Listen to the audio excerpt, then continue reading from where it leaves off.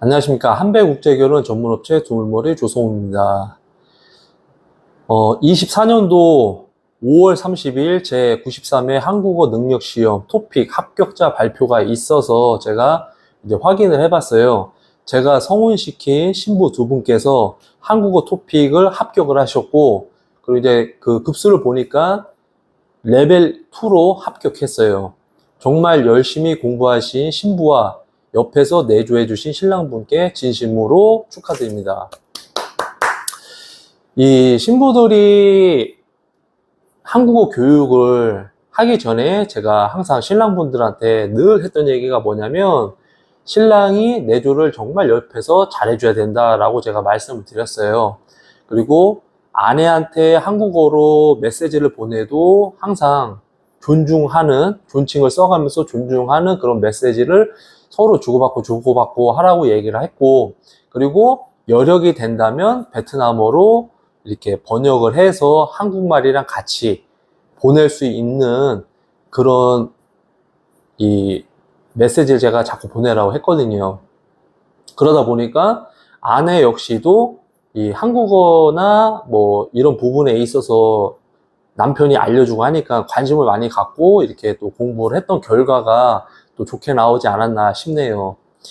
그리고 이제 요즘에 이 국제결혼 상담 전화 오시는 분들이 많이 있어요. 근데 제가 전에도 얘기를 했지만 전화로 뭐 상담을 하거나 이렇게 제가 잘 안 해요. 왜냐면 나도 내가 이 바쁜 사람이고, 그리고 시간적으로도 저도 뭐 사업도 하는 사람이기 때문에 본인들이 상담 일정을 잡고 미팅을 하면은 제가 상담을 해주지만 전화로 막 깊게 이렇게 상담을 안 하거든요. 근데 대부분 보면은 전화로 이렇게 모든 걸 알려고 하더라고요. 어? 그래서 이제 저 같은 경우에 전화 상담을 잘 안 해요. 그러니까 일정 잡고 넘어오면은 거기에 맞춰가지고 제가 상담을 해드리는 거고. 왜냐면은 일정을 잡고 넘어와야지 이 사람들이 국제결혼에 관심이 있는 거라 제가 생각을 하는 거지, 전화로 모든 걸 쉽게 본인이 알려고 한다? 그러면은 그 의미가 있겠어요? 이 사람이 할지 안 할지도 모르는데. 그렇기 때문에 제가 전화로 이렇게 뭐 어때요 저째요 이렇게 물어보면은 그냥 뭐 상담 일정 잡고 오실 거면 오시고 말라면 말아라, 제가 이렇게 항상 얘기를 해요. 대부분 이제 국제결혼 이 상담 관련돼 가지고 대부분 전화 온 사람 보면은 정말 직접 찾아오고 본인이 궁금했던 거, 그리고 뭐 유튜브를 통해서 알고 싶은 거를 다 빼곡하게 적어서 이렇게 오시는 분들은 그래도 국제결혼에 관심이 있으니까 제가 이렇게 상담을 해드리지만, 그러지 않은 사람들은 똑같아요. 이 사람이 다른 업체에 가서 상담을 받고 또 다른 업체를 가서 상담을 받아도 이 사람은 불신이 더 커요. 불신. 국제결혼을 아무리 좋은 사람을 소개를 해주고 본인이랑 맞는 사람을 소개를 해줘도 의심이 거진 80% 90% 가는 사람들이거든요. 근데 그러지 않은 분들 있잖아요. 뭐 예를 들어 내가 상담을 받았어. 그래서 나하고 인연이 아니면 그냥 딴 데 가서 또 하시는 분들도 있어요. 근데 정정당당하게 상담을 받고 믿고 진행하겠습니다 하면 이제 또 같이 저하고 인연이 돼서 진행할 수도 있는 거고, 저하고 인연이 안 되면 다른 데 가서 할 수도 있는 거거든요. 근데 이런 분들 같은 경우에는 그래도 이 상황에 맞춰서 이 여성과 뭔 문제가 생기더라도 잘 대처를 하고 해결할 수가 있어요. 근데 비겁한 사람들 같은 경우 제가 봐도 어떤 일이 만약에 막 발생이 되면 이제부터 막 의심서부터 상대방 못 믿고 업체도 못 믿고 다 못 믿어. 예? 그런 사람들 데리고서는 국제결혼 해봤자 서로 피곤하기 때문에 제가 이제 그런 사람들은 이 상대를 안 해요. 시간 낭비고 돈 낭비고 하기 때문에. 요즘에 이제 국제결혼 업체 선정에 대해서 많은 사람들이 관심을 많이 갖고 있어요. 근데 국제결혼 업체를 여러분들이 선정을 할 때 제일 중요한 게 뭐냐면, 제가 전에도 항상 얘기하죠. 그죠? 나하고 맞는 여성을 소개를 해줄 수 있는 그런 업체를 선정을 하셔야 된다. 말 그대로 아무 여자나 막 이렇게 소개를 받고 진짜 요즘에 보면 이제 미끼 여성들 많이 있잖아요. 그죠? 그 미끼 여성으로 남자를 이렇게 회유해서 현지로 넘어가서 인사만 하고 제 스타일이 아니에요 해서 이제 거기에 있는 여성들을 소개를 받는. 그리고 여러분들이 알아야 될 게 뭐냐면은 뭐 다른 업체는 뭐 신부들 기숙사 생활하면서 한국어 아니 한국 문화에 대해서 교육을 하고 그 단체 생활하면서 신부를 소개한다 이렇게 얘기를 하는데 여러분들이 알아야 되는 게 뭐냐면 우리가 양보다는 질적으로 가셔야 돼요. 왜냐면은 거기 막 현지에 아무 여자들 막 해가지고서 기숙사 생활 해가지고서 야 신랑 왔다 나와 이렇게 해가지고 맞선을 보게 되면 100이면 100 그게 좋은 결혼 생활이 될까요? 결혼 생활 절대 안 돼요. 그리고 제 카페나 제가 뭐 상담을 할 때도 항상 얘기하지만 저 같은 경우는 그래도 신부들의 수준이 꽤 높다. 지적 수준이라든지 경제적인 부분이라든지 뭐 집안이라든지 그리고 이제 뭐 신랑이 정말 괜찮은 사람이면 거기에 맞는 여성을 섭외를 해서 소개를 해줄 수 있는 그런 업체가 좋은 업체라고 보시면 돼요. 그리고 저 같은 경우에는 그래도 이제 만약에 맞선을 만약에 본다라고 하게 되면 1대1로 맞선을 봐요. 1대1. 근데 막 뭐 20명, 30명씩 몰아놓고서는 그쪽에서 뭐 한 명 선택하세요. 이런 업체는 조심하셔야 되겠죠? 근데도 이런 얘기를 해줘도 남자들이 초이스 하듯이 신부를 고르면 그거는 본인들이 선택을 한 거잖아요. 이 남자가 모르겠어요? 알지? 알고서 그렇게 선택을 했기 때문에 뭐 베트남 여자 욕할 것도 없어요. 본인 잘못이 큰 거죠. 그리고 이제 두 번째, 예를 들어서 이제 뭐 국제 결혼을 하기 위해 맞선을 넘어갔어요. 맞선을 넘어가게 되면 저 같은 경우에는 신랑분들한테 항상 하는 얘기가 있어요. 이 여성이 정말 마음에 들고 그리고 상대방 여성도 나를 마음에 든다라고 하게 됐을 때 내가 정말 막 가슴이 막 두근두근 거리고 정말 연애세포가 다시 열려서 아 정말 이 여성이면은 괜찮다라고 생각하는 여성이라고 하면 이 여성을 위해서 최선을 다하세요. 전 얘기를 해요. 그리고 뭐 이 여성과 잘 안 됐어. 그리고 뭐 다음 날도 맞선 봤는데 잘 안 되고 뭐 그 다음 날도 맞선 봤는데 잘 안 되고 하면은 저 같은 경우에는 다음에 또 오라고 얘기를 해요. 왜냐면 결혼이라는 거는 말 그대로 내가 정말 평생을 함께할 사람을 찾는 거고 그리고 서로 대화도 많이 해봐야 되고 이 사람이 어떤 사람인지에 대해서도 알아야 되기 때문에 이 사람이다 하는 사람을 만나라고 전 얘기를 해요. 근데 뭐 더 이상 소개할 여자가 없고 만날 여자가 없다. 이 중에 한 명을 고르셔야 된다. 이렇게 해가지고서는 진짜 막 나는 준비도 안 되는데 아무 여자나 막 골라가지고 결혼을 한다? 그럼 어떻게 되겠어요? 인생 꼬이는 거예요. 인생 꼬이는 거. 그렇기 때문에 만약에 업체에서 뭐 만약에 맞선이 잘 안 됐을 경우에 신랑을 위해서 그러면은 다음에 와야 된다. 사전에 안내를 해주고 이렇게 넘어가는 경우는 그 업체는 괜찮은 업체예요. 근데 뭐 넘어갔는데 진짜 막 미끼 여성들 막 해가지고서는 했고 그리고 맞선 나오는 여성들이 다 나오고 나이 차이도 막 너무 나고 딱 봐도 결혼할 상대가 아니면 그냥 거절하시면 돼요. 괜히 그 업체한테 끌려다닐 필요가 전혀 없어요. 그러면서 경험이 자꾸자꾸 쌓이는 거거든요. 그리고 세 번째가 이제 이 국제결혼, 속성결혼과 교제를 한 후에 결혼에 대해서 이제 말들이 참 많은데 속성결혼을 한다고 해서 문제가 생기고 사전교제 한다고 해서 문제가 안 생기는 게 아니에요.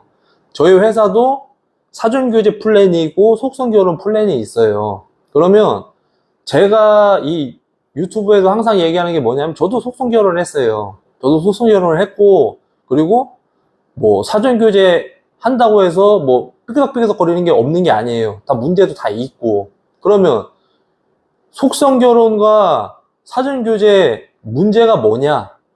내가 좋은 사람이면은 여성도 좋은 사람을 소개받는 거예요. 근데 내가 별로 이렇게 내세울 게 별로 없어.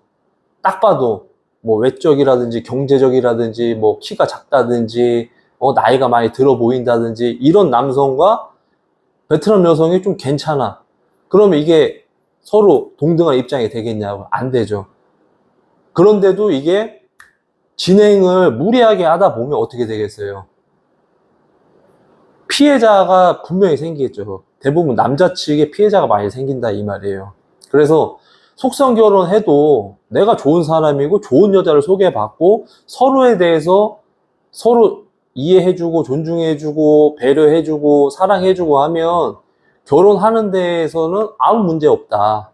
그리고 막말로 지금 우리 회사에서도 사전교제하고서 결혼한 분들이 있어요. 그러면은 사전교제를 하고 서로에 대해서도 많이 알았다고 하지만 문제는 항상 발생이 돼요. 뭐 성격이 안 맞는다든지. 그러면 제가 늘 하는 얘기가 그거야. 신랑분들한테 하는 얘기가. 남자 여자가 100대 100으로 만나가지고 서로 성격을 맞출 수가 있다라고 저는 얘기를 안 해요. 서로 살아온 게 다 다르잖아요. 그러면은 한 50%만 서로가 맞고 나머지는 서로가 맞춰가야 되는 거거든요. 근데 내가 이 맞추는 것까지도 스트레스를 받는다라고 하면 그 어떤 사람을 소개를 받아도 결혼을 못 해요. 그렇기 때문에 이제 여러분들이 알아야 되는 거는 내가 이 업체에 대해서 잘 알고 그리고 뭐 유튜브를 통해서 자기네들이 뭐 공부를 했다 하더라도 중요한 건 본인이 결혼할 준비가 정말 돼서 정말 내가 칼이라도 빼고 무라도 쓸 수 있는 결단력이 있는 사람들이 국제 결혼을 할 수가 있다라고 저는 말씀을 드리고 싶어요. 그리고 요즘에 이 베트남 여성에 대한 이 불신들이 상당해요, 상당해. 이 첫 번째가 베트남 여성이 돈을 벌면 버는 건 자기 돈, 생활비도 안 낸다. 이렇게 얘기를 하는데, 뭐, 제 얘기를 하자고 하면은, 이 공감이 안 될 수 있겠지만, 근데 제가 주변에 이렇게 성혼시키고, 뭐, 일하고 하시는 분들을 토대로 한다라고 하게 됐을 때, 본인이 경제적인 활동을 해도 생활비를 본인이 내요. 생활비도 내고, 그리고 뭐 아이한테 들어가는 거 옷이라든지 뭐 장난감이라든지 그런 것도 본인이 다 하고, 그리고 이 시어머니한테도 용돈 줄 때 또 용돈 드리고, 장모님한테 또 용돈 줄 때 용돈 드리고 합니다. 그리고 이제 두 번째, 베트남 여성은 허영심이 강하다. 생일 선물로 값비싼 뭐 아이폰 프로맥스를 요구한다. 뭐 오토바이를 뭐 선물해달라고 하는 사람들이 있겠죠, 그죠?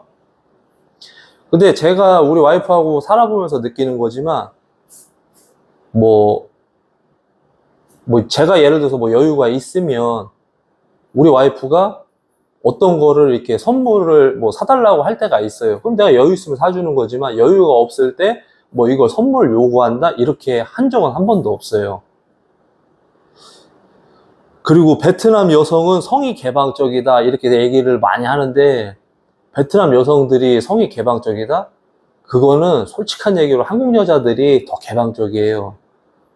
왜냐면은 여러분들 뭐 20대 30대 분들도 알다시피 뭐 한국 여자하고 연애 많이 해봤을 거고 원나잇도 많이 해봤을 거 아니에요, 그죠? 근데 베트남 여성이 성 개방적이다? 그거는 말도 안 되는 일인 거고, 솔직한 얘기로 한국 여성이 한 100이다 치면은 베트남 여성들 직업 여성이 아니면 솔직한 얘기로 그 여성을 뭐 내가 꼬셔가지고 원나잇을 한다라는 건 쉽지는 않다. 예. 근데 만약에 이 여성이 뭐 마사지 샵에서 일을 한다든지 뭐 귀 파는 데서 일을 한다든지 뭐 남성을 많이 접대하는 데서 일을 한다라고 하면 당연히 뭐 꼬셔서 원나잇 하는 게 쉽겠죠. 그리고 이제 네 번째, 이 자존심이 세다. 베트남 여성들은 자존심이 세다. 근데 제가 겪어본 결과 자존심이 세거나 그러지 않는다라고 보시면 돼요. 왜냐면 남자 여자가 말 그대로 부부 생활을 하게 되면 솔직한 얘기로 1년에서 3년까지는 서로에 대해서 알아가는 과정이고 서로가 맞춰가는 과정이기 때문에 뭐가 틀리거나 하면은 자기가 표현을 할 수가 있어요. 표출을 하거나 이건 아닌 것 같다 라고 이렇게 뭐 얘기를 한 적은 있지만 자기 고집대로 막 이렇게 진행을 하고 한 적은 없었어요, 제 기준으로. 그리고 이제 베트남 여성은 게으르고 일도 안 하고 매일 낮잠만 자고 핸드폰을 끼고 산다. 그거는 여러분들이 그런 여성을 만났으니까 그렇게 보일 수가 있는데, 제가 생각했을 때에는 누구보다도 부지런하고 경제활동도 하고, 그리고 필요한 거 아닌 이상 막 핸드폰을 끼거나 그러진 않아요. 그리고 이제 베트남 여성은 저축 개념이 없고 있는 족족 쓴다라고 하는데, 베트남 여성들 중에 보면은 이제 뭐 서쪽 여성들 같은 경우, 뭐 남쪽 여성들은 그냥 있으면 있는 대로 다 써요. 그냥 오늘만 있고 내일은 없어요. 근데 북부 여성들 같은 경우에는 내가 돈을 벌면 돈의 일부는 저축, 그리고 적금, 그리고 일부는 내가 일상생활에서 생활비 이렇게 쓰기 때문에 이건 사람마다 다 다르다. 그리고 7번째, 베트남 여성은 한국 남편 알기로 우습게 한다. 잠자리를 거부한다. 저도 제가 이제 우리 와이프하고 결혼한 지 한 8년 됐지만, 제가 뭐 밥을 먹을 때라든지 아니면 제 생일이라든지 아니면 명절이라든지 이런 게 다 끼잖아요. 그러면 단 한 번도 밥을 안 해줘 본 적이 없어요. 제가 뭐 예를 들어 일 끝나고 저녁에 들어왔을 때 뭐 늦게 들어오면 막 10시, 11시에 들어와도 아내가 저녁도 이렇게 간단하게 또 차려주고, 그리고 매년 생일이 돌아오면 생일상을 직접 차려줘요. 근데 제가 올해 같은 경우도 제가 아내한테 그런 얘기는 했어요. 당신도 일하고 힘드니까 요리하지 말아라. 생일상 뭐 의미 있냐. 그냥 치킨 피자 그냥 대충 사다 놓고서는 하면 되지라고 이제 제가 이제 아내를 위해서 이렇게 얘기를 했는데, 이제 아내가 뭐 돼지갈비 찜서부터 그리고 이제 소고기 미역국서부터 이렇게 직접 다 해가지고 제 생일상을 차려줘요. 그렇기 때문에 뭐 베트남 여성이 한국 남성을 알기로 우습게 한다라는 거는, 내가 아내한테 정말 대우해주고 우리 와이프가 최고고 이렇게 하면은 아내 역시 우리 남편이 최고다라고 보시면 돼요. 그리고 잠자리 거부 같은 경우도 이제까지 뭐 그런 게 전혀 없어요. 뭐 예를 들어서 내가 뭐 우리 와이프하고 잠자리를 하고 싶다고 했을 때 와이프가 뭐 컨디션이 안 좋고 하면은 저는 건들지도 않아요. 그리고 막말로 반대로 우리 와이프가 원할 때 뭐 내가 컨디션이 괜찮으면 또 이렇게 잠자리를 할 수가 있는 거고, 그렇기 때문에 이유 없이 뭐 잠자리를 거부하거나 그러지 않아요. 왜? 서로 속궁합이 좋으면 서로의 그 컨디션에 맞춰서 하는 거기 때문에. 근데 베트남 여성이 잠자리를 거부한다라 하게 되면 문제는 무조건 남자 쪽에서 보시면 돼요. 남자가 아내한테 뭐 정말 아내를 존중 안 해주고 기분 나쁘게 하고 맨날 트러블만 만들게 하면 기분이 나쁜 상태에서 어떻게 잠자리가 이루어지겠어요? 서로 좋은 상태면은 문제되지는 않겠죠. 그리고 이제 8번째가 베트남 여성과 결혼할 경우 재산을 가지고 도망간다. 여러분들이 이제 알아야 되는 거는, 재산 갖고 도망간다라고 대부분 이런 얘기로 이슈를 많이 하는데, 자, 명의가 본인 명의로 다 돼 있어요. 그러면 이 여성이 어떻게 재산을 갖고 도망을 가겠어요? 절대 못 가지. 그 막말로 둘이서 되게 막 서로 사랑하고 사랑하고 서로 존중하고 막 이랬어. 그래서 아내 명의로 뭐 집을 사줬다든지 아니면 차를 사줬다든지 하게 되면 그거는 어차피 아내한테 준 거니까, 양도를 했으니까 그걸 내가 팔아서 도망갈 수는 있겠죠. 근데 그 사람의 재산을 제3자가 이거를 가로챌 수 있다라고 하면 말이 안 되는 거거든요. 그리고 대부분 제가 보면은 뭐 재산을 갖고 뭐 도망간다라고 보면은 그 남자 뭐 집안 수준이라든지 이거 보면은 그렇게 썩 있어 보이지도 않는데 뭐 재산을 갖고 도망갔다고 얘기를 하는데 그건 말이 안 되거든요. 본인이 양도를 해줬으니까 내가 그걸 갖고 있었던 거고, 그리고 남자가 여자한테 자꾸 계속적으로 실수를 계속하고 여자가 싫어하는 일을 자꾸 했으니까 5년, 10년 살다가 이혼할 수도 있는 거, 도망갈 수도 있는 거라고 저는 생각을 하거든요. 근데 대부분에 보면은 이 남녀가 결혼을 해서 몇 년 이렇게 살고 있잖아요. 그러면은 아내도 남성을 사랑하기 때문에 결혼을 해서 살아요. 근데 내가 이 사람이 정말 싫은 사람이야. 그러면 한국 입국 안 하는 사람들이 태반인 거고, 그리고 외국인 등록증 받자마자 도망가는 게 태반이에요. 근데 내가 이 남성과 뭐 5년을 살고 10년을 살았어.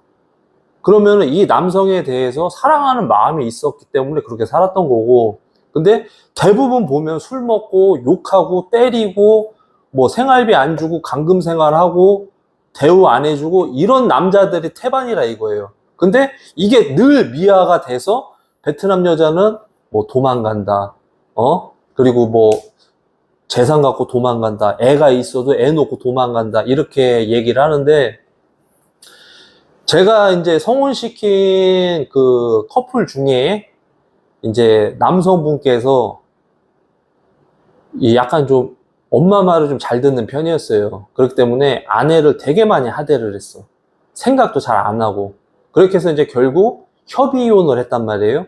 협의 이혼을 했는데, 이 협의 이혼한 조건이 뭐냐면, 이제 어차피 베트남 신부 같은 경우에는 이 결혼 비자에서 자녀 양육 비자로 바뀌게 돼요. 그렇기 때문에 남편 동의가 없어도 내가 비자를 연장을 할 수가 있어요. 왜? 애가 있기 때문에. 그래서 애를 만날 수 있는 조건으로 협의혼을 했다 이 말이에요. 그러면 여기서 여러분들이 볼 때 베트남 여자가 이혼을 하게 되면은 뭐 위자료 청구서부터 뭐 재산 분할서부터 뭐 이렇게 한다고 하는데, 그런 게 전혀 없이 그냥 몸만 나왔다 이 말이에요. 그렇기 때문에 자기가 겪었던 일이 아니면 이거를 이슈할 필요는 전혀 없다 이거죠. 그리고 이 9번째가 베트남 여성과 결혼할 경우 외국인 등록증을 받자마자 도망간다. 이거는 대부분 남부 쪽에서 그런 일이 많이 생겨요. 남부, 그리고 이제 뭐 중부, 그리고 이제 뭐 서쪽, 이런 쪽의 여성들. 왜냐면은 외국인 등록증을 받는 이유 중에 하나가 한국에 와서 외국인 등록증을 받고 위장 결혼을 통해서 돈을 벌기 위해서 이제 이 여성들이 브로커를 통한 이제 본인들의 이제 사리사욕을 채우기 위해서 그렇게 하는 여자들이 많이 있어요. 그러면 대부분 한국 남성들 같은 경우 이 위험한 리스크에 대해서 안내를 해줘야 되는데, 아유, 사장님 정도면은 충분히 뭐 결혼해서 잘 살 수 있어요. 이런 얘기로 코가 껴가지고서는 가게 되면 피해자는 대부분 다 남성들이 다 고스란히 받아야 돼요. 그래서 여러분들이 이제 국제결혼에 대해서 생각을 하실 때 이제 많이 바뀌었어요. 요즘에 국제결혼 트렌드가 많이 바뀌었어요. 대부분 보면 30 초반, 중반의 남성들이 국제결혼 이 문을 자주 두들겨요. 그러면은 베트남 여성들도 정말 괜찮은 남자가 한국에서 온다라고 하게 되면 나이가 어느 정도 젊은 그런 남성을 우리가 소개를 받겠죠.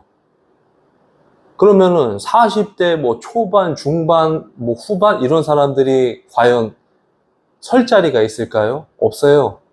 그래서 제가 왜 국제결혼 할 때 30 중반 정도 되면 하셔라 하는 이유 중에 하나가 그거거든요. 내가 조금 젊고 괜찮을 때 참한 여성을 만나게 되면 하다 보면 8개월 금방 가요. 그리고 애 임신하고 출산하고 하면은 1년 그냥 지나가요. 그러면은 37살 되겠죠. 35살이. 그럼 출산을 하고 나서 어느 정도 아내가 회복기 들어가고 하면은 뭐 연년생으로 또 낳다 보면은 나이가 40이 넘어가거든요. 그러면은 서로 그래도 어느 정도 봐줄 만한 나이에 만나서 결혼을 했기 때문에 뭐 애 낳고 아이 키우고 뭐 어린이집 보내고 이 기간이 딱 맞아요. 근데 나이가 뭐 40 중반 돼가지고 뭐 애 낳고 뭐 하고 하다 보면 하면 50살이에요. 그리고 서로 이 육아를 하고 이거를 뭐 철저하게 잘 해주고 진짜 아내를 위해서 희생하고 하면 문제될 일은 없겠죠. 근데 본인이 체력이 안 되면, 주말에 뭐 데이트도 못 나가고 외출도 안 되고 뭐 이렇게 되면은 또 싸움만 나는 거거든요. 그래서 어느 정도 내가 체력이 구비가 될 때 결혼을 하는 게 가장 현실적인데, 요즘에 보면은 그런 사람들이 없어요. 대부분 사람들이. 그냥 내가 나이를 뭐 40 중반을 먹어도, 아유, 뭐 내가 돈 내면은 국제결혼 할 수 있겠지, 이렇게 생각을 하는데, 할 수는 있겠죠. 근데 좋은 여자를 과연 만날 수 있을까요? 만나기 힘들어요. 대부분 보면은 만나고 나서, 뭐, 아내가, 맨날 핸드폰만 봐요. 잠자리를 거부해요. 저하고 대화를 안 해요. 대부분 이런 상담이 저한테 온다, 이 말이에요. 아니, 뭐 서로 뭐 맞고 좋아야지, 데이트를 하고 할 거 아니냐, 이 말이죠. 딸 키우는 거 아니잖아요. 우리가 이제 결혼 생활하는 거지 딸 키우는 게 아니기 때문에, 여러분들이 만약에 국제 결혼을 만약에 생각을 한다? 그러면은 30 초반 중반, 이때가 가장 좋은 시기고, 내가 좀 늦었다? 30 후반, 요 정도 보시면 돼요. 근데 40 넘어갔다? 그럼 본인이 40 넘어가가지고 맞선장에서 맞선 여성을 만난다라고 하게 되면 본인이 선택할 수 있는 폭이 현저히 줄어. 왜? 내가 나이가 많으니까. 그럼 좋은 여자가 나이 많은 사람을 선택을 안 해요. 저는 이 얘기를 제가 말씀을 드리는 이유가 왜 그러냐면, 엉뚱한 데 가서 현욕당하지 마시라고 제가 안내를 해드리는 거예요. 그리고 이제 제가, 국제결혼, 이 남성분들 제가 상담을 할 때도 보면은 인성이 정말 제대로 갖춰지는 사람인지 아닌지 그걸 제가 판단을 하고, 그리고 국제결혼을 하는 데 있어서 본인이 뭐 결혼을 해서 제2의 결혼 생활을 정말 진심을 다해서 하려고 하는 사람, 그런 사람들을 제가 상담을 해서 제가 이제 진행을 하게 되면 정말 제가 목숨 걸고 좋은 사람 제가 소개해서 제가 책임 성원을 제가 져요. 그렇기 때문에 여러분들이 나한테 전화를 해서 상담을 받고 싶다라고 하게 되면 예의 있게 전화를 하시고, 그리고 상담 일정 잡고 오셔가지고 상담을 했으면 하는 바람에서 제가 또 이렇게 영상을 또 만들었습니다. 또 이렇게 또 긴 시간 제 영상을 또 봐주셔서 진심으로 감사하고, 공감이 되셨다면 구독, 좋아요 눌러주시면 감사하겠습니다.